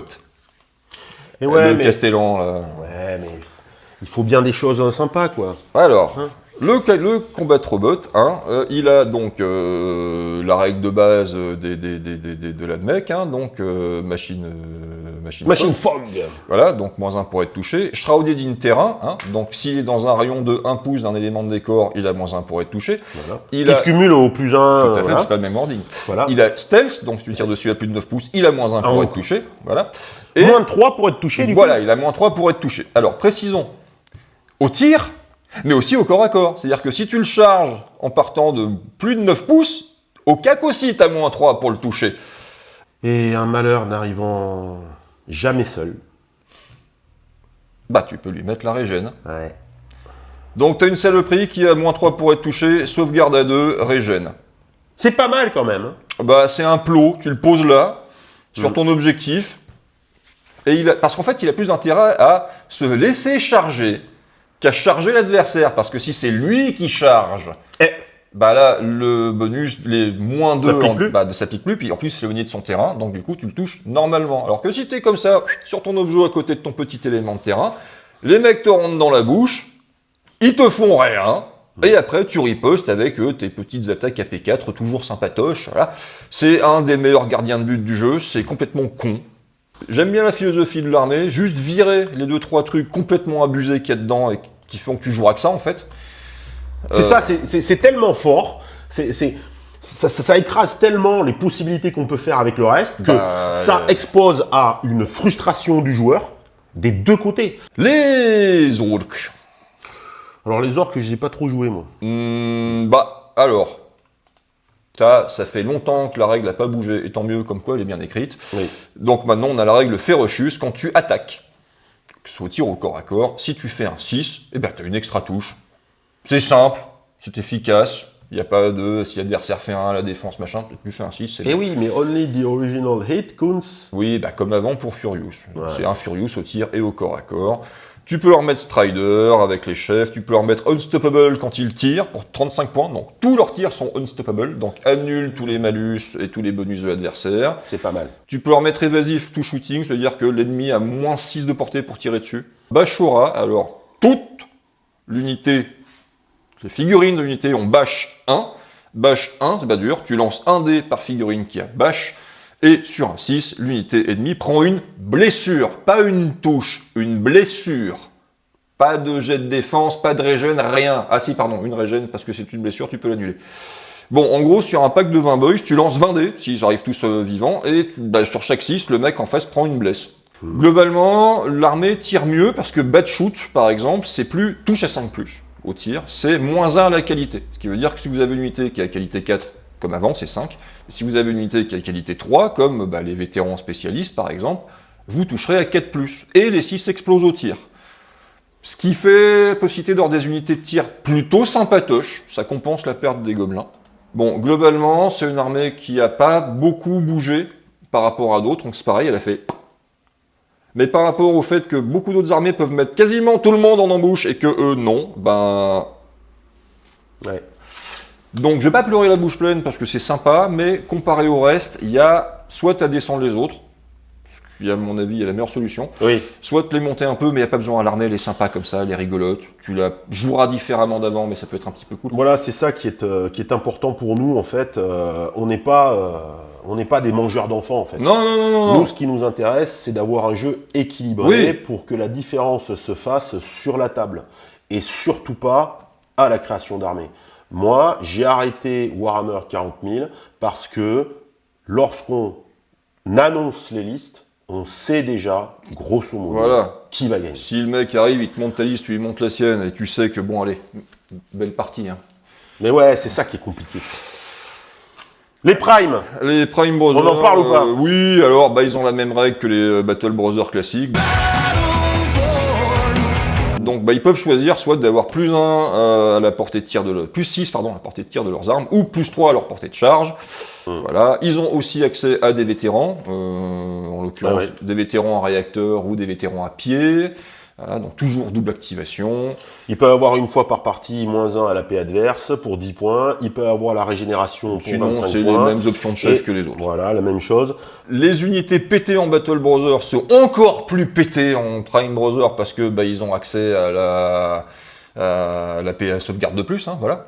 Donc les escouades de vétérans d'assaut Prime Brothers, ben, c'est la même merde que les autres, mais avec en plus une défense à 2 et potentiellement la régène si tu veux. Donc bon, ils la feront leur deuxième activation. Donc ils vont rémouler tout le monde 2 fois. Voilà. Donc, Après, on ne dit pas voilà, que c'est du loto-win. On dit juste que, en fait. bah tu joueras que ça. Ouais, le problème, c'est ça. Ça veut dire que. Oui, bien sûr, ils sont que 6. Oui, oui, effectivement. 7 avec le chef. 7 avec le chef. Oh là là, quelle horreur. Et ouais, mais le problème, c'est que c'est tellement structurant sur du flying avec cette capacité de projection que si le mec, à la moindre erreur du mec en face, vous vous retrouvez avec une unité qui va laver ce qu'elle contacte et qui va rester à l'abri Et qui va relaver. et qui va relaver encore quelque chose. Tout le reste bénéficie à plein du plus 6 à la portée parce qu'on l'avait déjà dit, globalement, les armes de tir des Prime Brothers soit manquent d'AP, soit manquent de portée. Voilà. Tu avais les armes globalement qui tiraient avec un gros volume et une bonne AP, tiraient pas loin. Bon, maintenant, elles tirent à plus 6 pouces, donc du coup, elles tirent loin. Maintenant, la support turret, là, pour 360 points, on a quand même 9 tirs à P2 à 42 pas. Pour moi, l'armée prend un énorme up avec simplement Battleborn qui nullifie certains de ses défauts initiaux et qui bonifie leurs points forts. Pour moi, c'est presque devenu des Battle Brothers en mieux parce que là, la P2, tu t'en profites du coup. Oui, d'ailleurs, sur le Discord, il y a des gens qui se posent la question de mixer. Ouais, de réunir. peut-être mixer les primes avec les. Puisqu'on fait combo avec nos figurines, en fait, faire une liste commune aux deux. Donc pour moi, pareil, les Prime Brothers en l'état sont passés d'une armée sympatoche mais très orientée à une armée qui a beaucoup trop d'outils pour se rendre efficace dans beaucoup trop de situations. Les Ratas. Ah, c'est tous des membres des opérations spéciales. Ouais, tout à fait. Spec Ops. Maître Splinter Cell. Qu'est-ce qui se passe? Ben, c'est pas compliqué. Non, mais fais-la. Bah, alors, pour chaque jet de touche de 6, quand tu attaques, cette unité gagne plus une attaque avec l'arme en question. Alors, c'est la règle Predator avant qu'avaient nos amis Saurian Starhost. Ça serait cool s'ils n'avaient pas globalement une qualité relativement faible. Alors, ça peut être bien sur les unités qui ont 4+, en qualité, sur celles qui ont 5. Petit coup de pouce en létalité qui est pas mal parce que l'armée était un peu asthmatique de ce point de vue-là, donc un petit quelque chose en plus c'est pas mal. Tu peux mettre en aura de chef courageux Sora, des rats courageux. Bon, plus 1 aux commandes. Tu peux mettre takedown, donc on l'a déjà vu, c'est le snipe de corps à corps, la règle n'a pas changé. On a Slayer en mêlée, ce qui fait que contre une unité qui a Tough 3 ou plus, mais tu as plus 2 à l'AP. Ce qui peut faire des AP assez élevés. globalement. Défensive aura, donc plus 1 à la défense, bon, pourquoi pas. Bon, après, le problème, c'est qu'on part d'une sauvegarde à 5 pour descendre à 4. Donc, c'est pas incroyable non plus. Surprise, piercing, strike. Bon, bah, tout le monde est en embouche. Et quand t'arrives de l'embouche, bah, t'as plus 2 à la PO corps à corps. Pourquoi se faire chier à prendre quoi que ce soit d'autre? Non, l'embouche, on vous l'a dit. Tu prends ton nombre de chefs autorisé par le constructeur de liste et tu mets le même nombre d'unités que le nombre de chefs en embauche, avec plus de le tour où il charge. Bon, en gros, tu bourres ton armée de raogres comme un sac. Voilà. Parce que les machins, ils vont charger avec l'arme la moins chère et qui du coup sera plus AP1 rending, mais AP3 rending. Avec beaucoup d'attaques. Et Furious. Pourquoi jouer autre chose? Bon, ils sont ni Strider, ni Fast de la mort, ni machin, mais quand ils arrivent... Bah non, t'avais toujours cette option d'avoir une projection de Raogre en les mettant dans la drilleuse, ce qui était cher maintenant, et en plus obligé à faire arriver la drilleuse, activer la drilleuse, puis ensuite, si elle survit, bon elle survivait souvent, descendre les Raogres, mais que à 6 pouces, donc c'était compliqué à mettre en œuvre. Bah là non, t'as juste en bouche, voilà. Et avec un bonus quand tu es en embouche. C'est énorme. Sinon, on peut remarquer que toutes les infanteries de base, donc les Stalkers, les Opérators, ont droit à la règle renfort, qui fait que quand une unité est lavée ou pinée, tu peux choisir de l'enlever de la table. Bon, si elle est déjà lavée, tu ne choisis pas, elle est déjà morte. Et la remettre à plein effectif dans sa zone de déploiement, comme si elle se redéployait. Alors, il est précisé qu'il faut que ce soit les figurines qui ont cette règle. Donc si le héros ne l'a pas, l'unité revient toute seule. Voilà. Et en plus, c'est where all models have these rules. Donc tu peux même pas mettre de chef dedans. Bon, ça sera juste l'unité de base à 105 points, 205 points du coup, dans 10, qui va crever et qui va revenir pour faire du scoring. Est-ce que c'est intéressant ou pas? C'est fun. Mais oui, c'est ça, c'est intéressant comme règle. C'est fun. C'est fun, donc c'est cool. Donc c'est cool. Peut-être moduler les coups en points, je sais pas, mais ne pas l'enlever, c'est sympa, c'est sympa. Voilà, après, globalement, ce qui m'embête, c'est que c'est comme beaucoup d'autres armées, tu te rends compte que tu as un combo qui est potentiellement plus fort que tout le reste, donc tu vas spammer ça. Et c'est embêtant. Mais sinon, toujours pareil, hein, l'armée, elle a fait poup, et c'est cool. Ouais. Ça serait plus cool si les autres n'avaient pas fait. Bref. Autant pour. La guérilla, les rebelles de la guérilla. Alors eux, c'est génial. Ils ont gagné une règle, c'est fantastique. Enfin, c'est des Eldar, en fait. C'est des Eldar rebelles. C'est ça, donc c'est des savonnettes. Après une action de combat, tir ou corps à corps, 3 pouces. Bon. Alors c'est mieux, parce qu'avant, ils avaient mis un truc où quand les mecs étaient à 6 pouces ou moins des autres, ils avaient un bonus de morale ou de tir, je sais plus, de tir, il me semble. Les radios. Voilà, donc des mecs s'appelaient rebelles guérilla, mais il fallait combattre en formation serrée pour avoir des bonus. C'était pas logique du tout. Donc c'est mieux. Ouais, je sais pas, moi, c'est toujours pas une armée qui me vend du rêve, il n'y a pas grand chose. Tu peux les redéployer avec un pouvoir de chef, tu peux avoir counter-attaque, mais comme t'as pas d'unité de CAC particulièrement surdébile, pas comme les Stalkers de l'Edmec, un petit malus de -1 au tir de l'adversaire, donc un petit feel no pain, quelques petits bonus sympas qui a priori provoqueront pas des combos de débiles, donc d'autant qu'il n'y a pas de règles incroyables dans Il y a les Chelonidas qui sont bien. C'est un mix de... Les Kelonians. Oh là là, Chelonidas. Kelonians. Bon, ouais, pourquoi pas. Mais c'est toujours pareil, ça veut dire qu'on va avoir des unités qui vont pouvoir désigner une unité adverse dans un rayon de 18 pas pour les affecter. Voilà. Le problème, c'est que le mettre sur une unité slow... L'infanterie de base, qu'est-ce qu'elle peut avoir comme petite règle en plus? Piercing Sputter, donc pareil, tu choisis une unité ennemie dans un rayon de 36 pouces par contre. Ça, c'est pas... tu lances un dé, et sur un 4+, c'est le désignateur laser. Voilà. Qui gagne par contre de l'AP et pas du +1 à la touche. Donc tu touches mal, mais tu feras plus mal quand tu touches. Tout ça, c'est des petites mécaniques à mettre en place. Cette unité donne un debuff, cette unité donne un buff. Je peux faire un petit peu la savonnette, machin. C'est un gameplay qui est faisable, où t'as pas de combo évident de débile. Donc, même syndrome que pour beaucoup. Poup. C'est mieux, je peux faire plus de trucs. Oui. Mais les autres peuvent faire des trucs... Bon, je vais jouer contre un Battle Brother, ça va mal se passer pour ma tronche. C'est-à-dire que le mec en face, même sans sortir les unités les plus structurantes de sa liste, va te ravager la face d'une façon, mais que enfin, Disons que la philosophie de l'armée, c'est que chaque unité, et là c'est cool parce que ça t'incite à en jouer beaucoup de différentes, peut donner un buff à une autre, ou un debuff, ou un machin. Donc ça t'oblige à faire des synergies, à faire des constructions de listes, tu peux jouer plein de trucs différents, c'est sympa, c'est un gros plus, c'est bien, mais ça tient pas la route par rapport au reste. Donc, Non, le problème, là, il y a un problème d'équilibrage entre listes, entre armées. mais ouais, carrément. Ouais, c'est Mais ça, le sinon, souci. ça va dans le bien pour les rebelles guérilla parce que t'as beaucoup plus de trucs qu'avant, donc c'est cool. Les Robot Legion.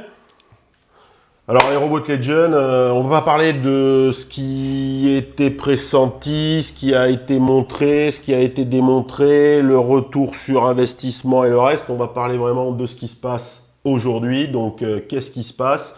C'est une des armées pour lesquelles on a baissé le coût en points légèrement. Parce qu'ils n'ont plus la règle robot. Voilà, on perd entre 8 et 10% de coûts, grosso modo. Pourquoi? Parce que la règle robot, c'était quand même génial, hein, surtout sur l'ensemble de l'armée. Donc, on a toujours cette règle de self-repair, qui, donc, sur 6, nous permet d'ignorer une touche. Comme vous le savez, l'armée Robot Legion, c'est l'armée de Lego. Pourquoi? Parce qu'on construit ces unités avec les persos qui les rejoignent. Ce qui est devenu un peu vrai pour à peu près tout le monde maintenant, d'ailleurs. Il y a quelque chose qui apparaît énormément dans les pouvoirs de héros, c'est la capacité de donner la règle contre-attaque à l'unité. Cette règle de contre-attaque qui est très forte sur les unités de CAC résilientes. Pourquoi? Parce que lorsqu'on FEP, ça nous permet d'arbitrer le séquençage, et donc ou même si on n'a pas limite, on peut plus sûrement mettre une unité de CAC structurante et jouer autre chose. T'as pas urgence à la jouer tout de suite. Voilà. Sauf s'il y a des tireurs forts en face, Voilà. parce que si c'est du CAC, le mec va t'impacter et se faire décaniller la Mais bouche. comme c'est de l'embouche, évidemment, on les protégera des unités de tir adverse et on les mettra plus vers les unités de CAC qui seront contactées en premier. On peut ignorer le slow, on peut avoir, et c'est tout nouveau chez les Robot Legion, la capacité de mettre scout à l'unité qu'on rejoint. Ouais, et ça, à mon avis, il y a des trucs un peu cracra à faire avec. Alors, il y a des trucs un peu cracas à faire, mais en première lecture, les boosts évidents qui apparaissent dans cette nouvelle liste sont plus forts. Alors, je vous le dis tout de go,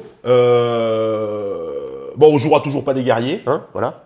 Donc, les guerriers étant slow, le reste un peu moins, fatalement, on mettra pas scout à des guerriers, mais le reste, mais bon. Tu peux mettre un Feel No Pain supplémentaire à 6. Oui, c'est la 6 plus de plus. On peut récupérer cette règle de robot par no retreat. Alors avec 45 points, ça n'a pas d'intérêt. Ça n'a pas d'intérêt. Pourquoi? Parce qu'on va aller vraiment chercher cette baisse en points pour pouvoir monter notre nombre d'unités.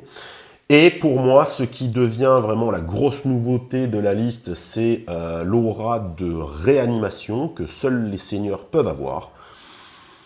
Et donc donner à leur unité. Ça veut dire quoi? Ça veut dire que lorsque vous activez une de vos unités, vous lancez autant de dés que vous avez perdu de points de vie par rapport à l'unité initiale, hein, d'accord? Et pour chaque 5+, vous remontez un point de vie. Plus personne ne laissera une unité entamée.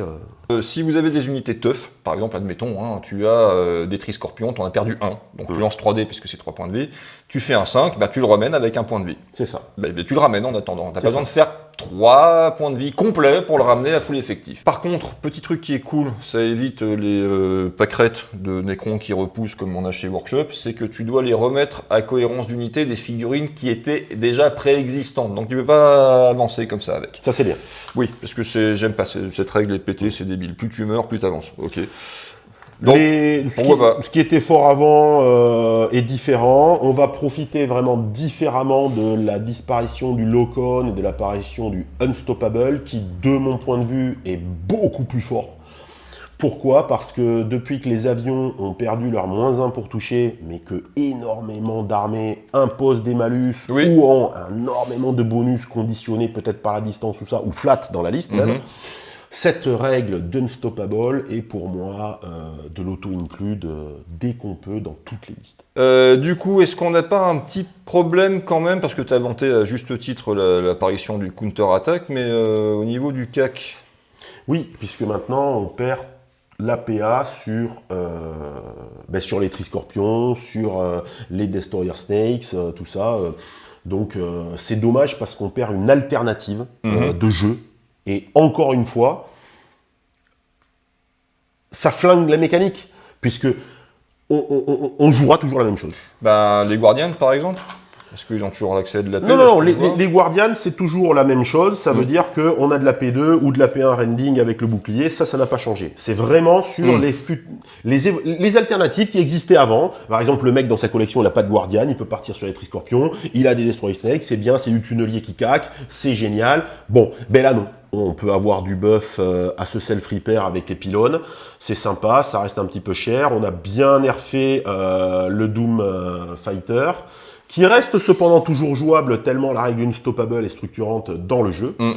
Mais bon, il n'a pas pris énormément de points, il est à 535, il était à combien avant? Eh bien, il a pris 35 points, il a perdu le -1 pour toucher. Oui, Mais il a gagné c'est le cas de tous les avions, il a gagné cette unstoppable. qui est mieux que le simple Locon devant. Globalement, on peut jouer un peu plus de choses, parce qu'on a perdu entre 8 et 12% du coût Bon, on peut initial. jouer plus d'unités. Mais le souci, c'est que, encore une fois, considérant l'opposition adverse, malheureusement, on en jouera moins. Bon, ouais, donc De différence. tu pourras jouer plus d'unités, toutes les mêmes. Voilà, c'est mis d'une tristesse. Oui, c'est un petit peu dommage. Bon, ben les lézards de l'espace, hein, ils ont tous... Alors, les geckos ont perdu leur fearless et les gros lézards l'ont gardé. Mais tout le monde a pris mal, donc pour chaque 6 pour toucher, vous avez plus une attaque avec cette arme. Voilà, ce qui est mieux que pour certaines autres occurrences sur certaines autres armées, parce que là, globalement, la qualité du guerrier de base, c'est 4+. Voilà. Qu'est-ce qu'on a comme option? Alors, on peut avoir poison en mêlée. Pourquoi pas? On peut avoir, on peut avoir les 5 et 6 qui font une attaque supplémentaire. Là, ça risque de commencer à faire des volumes importants. Et on peut avoir Furious au corps à corps, on peut avoir l'embouche. Voilà. Voilà, on peut avoir rending when shooting, donc rending au tir, et on peut avoir, si tu es dans un rayon de 1 pouce d'un élément de terrain, on a -1 pour te toucher. Bon, tu vas mettre embouche. Après, il y a le Supremely Primal. Bah, t'auras envie de mettre les deux. Eh oui, mais tu bon, peux pas. il y a du bien, il y a pas mal de variétés, mais putain, arrêtez de mettre la possibilité de foutre ce que tu veux en embouche, quoi. T'imagines les gros pâtés de Saurian Warriors, en plus les machins ils ont un truc qui permet que pendant un tour tu peux ignorer les blesses sur du 5+, bon, c'est une régène hein, du coup, mais pas annulable par le poison ou le rending, puisque c'est pas la régène. Donc le tour où t'arrives tu te boostes ça, donc tu deviens beaucoup plus endurant, tu peux te mettre des carabines qui ont un gros volume de tir. T'as les extra touches qui vont proquer, l'unité est pas chère en plus globalement, tu peux mettre évidemment des Gators en embouche, hein, histoire d'aller distribuer des quiches. Arrêtez de donner la possibilité de mettre toute l'infanterie de l'armée en embouche, parce qu'on va jouer que ça. Le Ground Zero était déjà un problème. Ne renforcez pas le problème en permettant à des armées qui n'y avaient pas accès d'y avoir accès. Permettez à celles qui avaient trop facilement accès de ne plus y avoir accès. Plutôt que de... Voilà. C'est-à-dire quand il y en a un qui tousse, c'est pas la peine de filer la grippe à tout le monde. Parce que tout le monde tousse que c'est mieux. Bon, le Dread Titan touche plus que sur 3+. Oui. Bon, ça par contre c'est un petit plus parce que ça en faisait un tueur de monstres trop efficace. Mais c'est-à-dire qu'avec le primal, ouille. La philosophie de l'armée globalement reste plutôt équilibrée, on reste sur ce qu'ils étaient avant, ce qui était bien avant était toujours bien, ce qui était pas top est toujours pas forcément GG. Mais le truc c'est que la simple vertu de cette possibilité de mettre ce que tu veux en embouche fait que ça va orienter ton jeu vers un truc très stéréotypé, une fois de plus si tu veux jouer compète. C'est dommage. Les Soul Snatcher Cult, donc, ils ont plus le scout généralisé, maintenant ils ont leur petit scout à eux, qui est Cult Advance. 9 pas au lieu des 12. Voilà. Qu'est-ce qu'on a en option de chef? Eh bien, pas beaucoup. Pas beaucoup. On va avoir Casting Buff, alors qu'il te donne +1 au casting d'un Psyker ami dans un rayon de 12 pouces. Pour 5 points, j'ai envie de dire, mets Caster 2 hein, pour 15 points de plus, parce que tu généreras des tokens et que tu pourras quand même mettre un +1 au lancement de sort d'un Psyker ami, donc pas tellement l'intérêt. On peut leur mettre Shred, donc si l'adversaire fait au tir, fait un jet de défense de 1, il prend une blessure supplémentaire, c'est vraiment pas ouf. Bon, il y a la régénération, il y a la défense, ouais. Tu choisis une unité, donc à 18 pouces. À 18 pouces, elle a -1 à la défense la prochaine fois qu'elle jette. Et comme de par hasard, téléporte à chaque début d'activation. Avant d'attaquer. N'importe où, à 6 pouces de ta position de départ, au travers des murs, des machins. C'est clairement le meilleur buff, voilà. 65 points, c'est pas donné, donc il ne faudra pas le mettre à n'importe qui. Donc on a le petit buff d'unité de base qui est que quand tu te trouves dans un rayon de 1 pouce d'un élément de décor, tu as plus 1 à la touche. Ça peut être intéressant pour rendre tes tireurs un peu moins mauvais qu'avant. Voilà. Dans les véhicules, je vois un truc sympa où tu peux avoir une augmentation de ta portée avec le speed buff, une augmentation de ta portée de tir avec le shooting range buff, et bon, tu as toujours la marque for precision, donc tu cibles une unité à 18 et tu as plus 1 pour la toucher la prochaine fois. C'est ça, donc les véhicules apportent des petits buffs. On a Mind Control sur le quad bike qui est un peu rigolote. Alors tu choisis une unité adverse dans un... Alors pique, hein, donc pas besoin de l'avoir. Dans un rayon de 18 pouces qui doit faire un test de morale. Si l'unité en question rate son test de morale, tu la déplaces de 6 pouces dans la direction que tu veux. C'est intéressant. Alors c'est rigolo, contre certaines armées ça peut être vite chiant, contre d'autres il ratera rarement son test de morale, donc c'est moins... Pour moi on est un petit peu sur cette armée-là pour faire un global sur la même philosophie que les rebelles guérilla, c'est-à-dire qu'on a une petite armée où tu as envie de jouer un petit peu de tout, parce que chaque petite unité peut t'apporter un petit buff qui mis les uns derrière les autres, alors ça va être demander un skill cap assez conséquent, une construction de liste qui risque d'être un petit peu compliquée au début à prendre en main, mais t'as envie de jouer plein de trucs pour avoir ce petit bonus, un petit peu plus de défense, un peu plus de touches, rendre le plan de l'adversaire plus difficile en prenant le contrôle de ses unités. Donc c'est cool, j'aime bien la psychologie qu'ils ont mis autour de cette armée-là, mais pour moi, il n'y a pas grand-chose à acheter. Alors oui, tu prends la table moins vite qu'avant, mais t'as beaucoup plus de volets de jeu, beaucoup plus de petits tricks rigolos à faire qui peuvent valoriser l'investissement en temps et en attention que tu donneras à l'armée, ce qui est toujours une bonne chose. En parlant de positif, on va parler des Titans Lords qui n'ont jamais autant mérité leur nom. Oui, en même temps, il était temps, hein, on va dire. Bon, ils ont toujours pas Strider. Non, on peut toujours pas jouer les gros.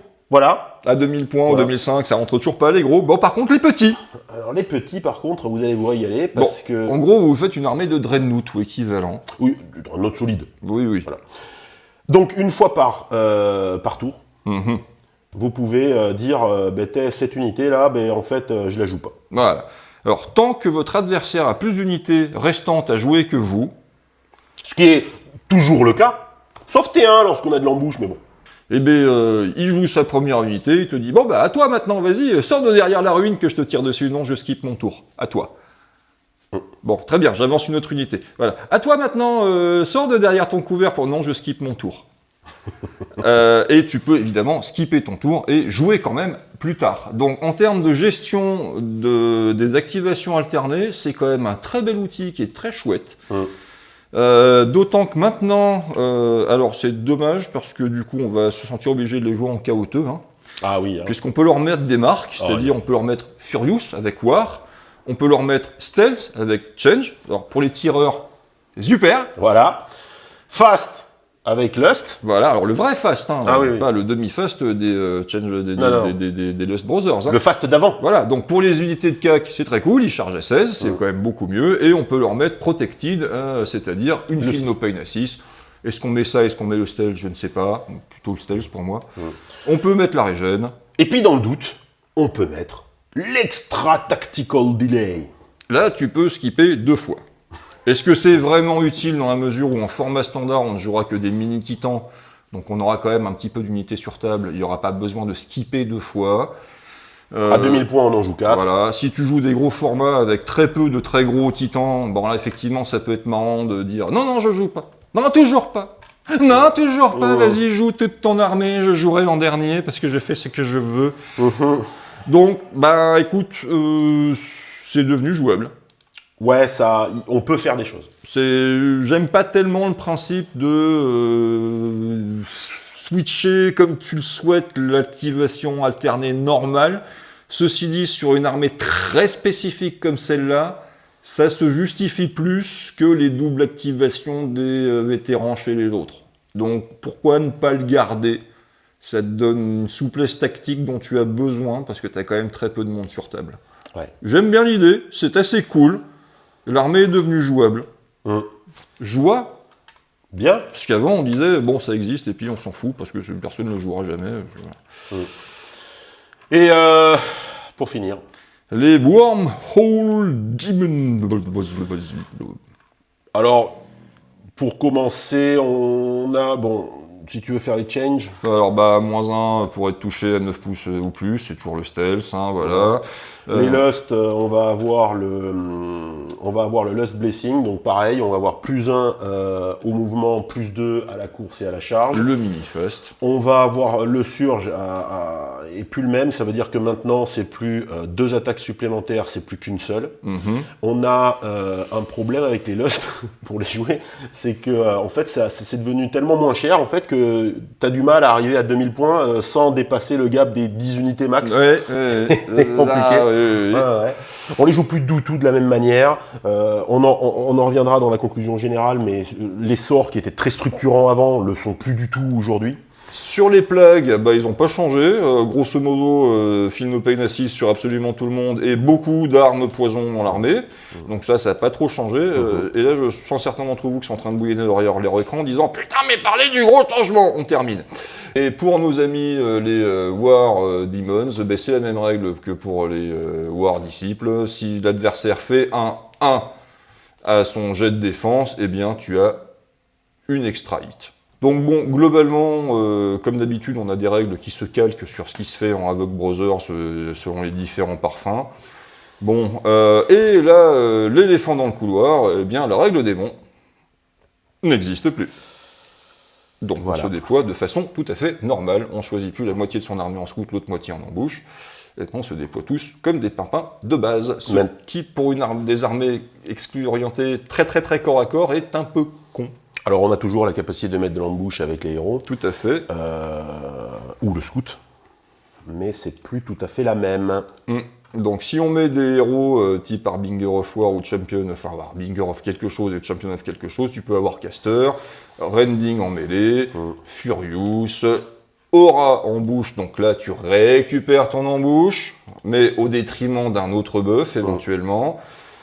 On a sur certains guerriers de base la règle Devastating Wrath. Oui, donc toujours pareil, hein, à partir du deuxième tour où tu es déployé sur la table, tu gagnes +1 en défense, +1 en attaque. Alors non, là c'est +1 à l'AP pour les Lust et +1 en défense. D'accord, bon, tu gagnes des plus quelque chose, Voilà. mais ça implique que tu sois sur la table. C'est ça. On est quand même grosso modo sur des armées de chips qui vont pas super vite, donc à mon avis ton bonus tu le garderas pas longtemps. Toujours pareil, tu vas choisir des unités qui ont de base des options de mobilité pour pouvoir mettre des héros qui leur apportent des règles supplémentaires et pas juste leur faire revenir à leur état initial. On notera quand même que les démons exaltés sont devenus nettement moins forts puisqu'ils n'ont plus de qualité 3+, au lieu de 2+, et que tu n'as plus ces marques of quelque chose qui te faisaient des extra touches à des unités adverses dans un rayon de 12 pouces sur du 2+. Voilà, maintenant tu as, par exemple pour les démons de la guerre, tu proceras les touches sur des défenses de 1 et 2, pas seulement sur du 1. Le Storm of War par exemple, tu lances 4, c'est le même qu'avant, tu lances 4 dés sur un 2+, unité adverse prend 3 touches à P1, mais c'est une option payante et au détriment des autres, pas en plus. En plus, c'est ça. Donc tu ne pourras pas avoir caster et mark of quelque chose qui te permettait d'arriver, de lancer de la magie, de lancer ta mark of truc, de charger au corps à corps et de buter 3 unités à la fois. Là, c'est plus possible. Et c'est tant mieux. Oui. C'est vraiment tant mieux parce que c'était beaucoup trop fort. Le problème qui, pour moi, se fait jour, c'est que dans la mesure où tu n'as plus la règle embouche générale ou scout générale, tu vas t'orienter vers des unités qui soit l'ont déjà, comme les Furies avec scout, soit mettre toujours que des princes démons exaltés, puisque tu peux leur mettre des ailes et tu peux leur mettre en bouche.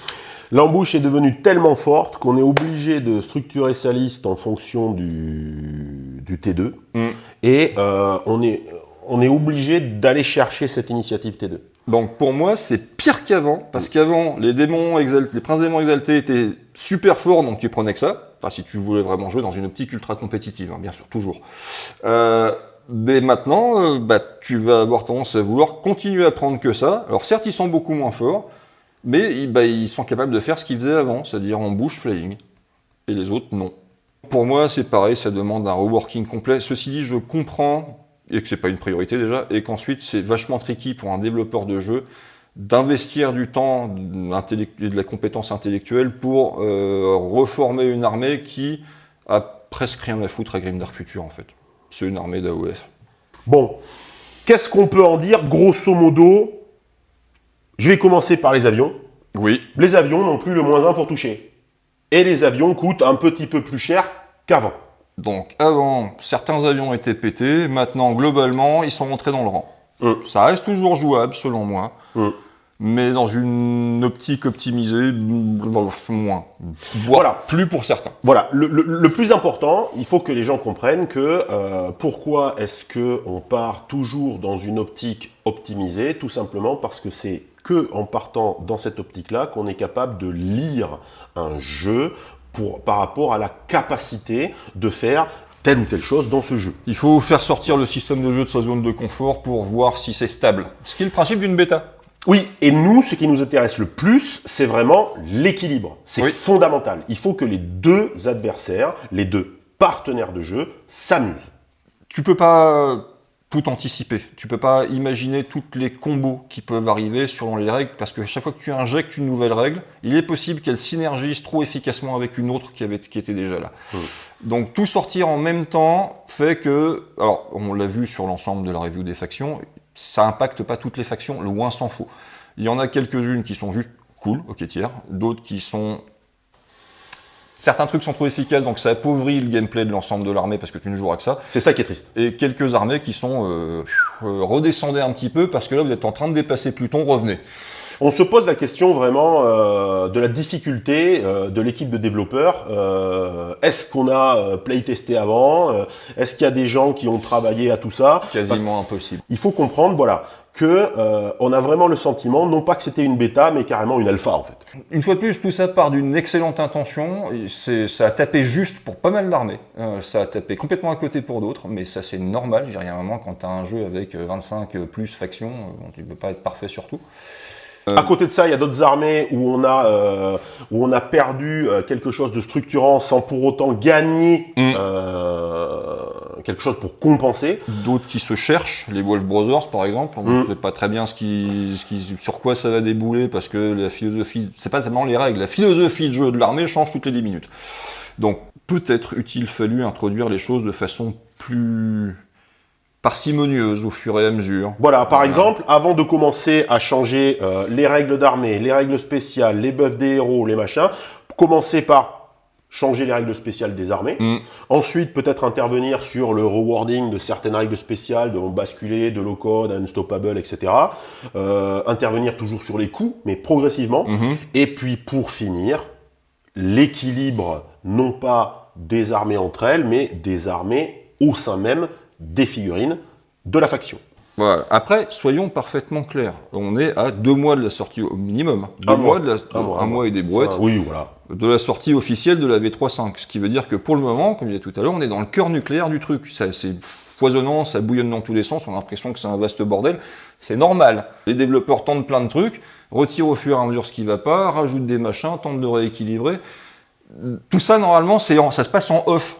Donc on n'en a pas connaissance. Et quand ça arrive, on se dit « Ah, quand même, les règles ont été bien pensées, c'est cool ».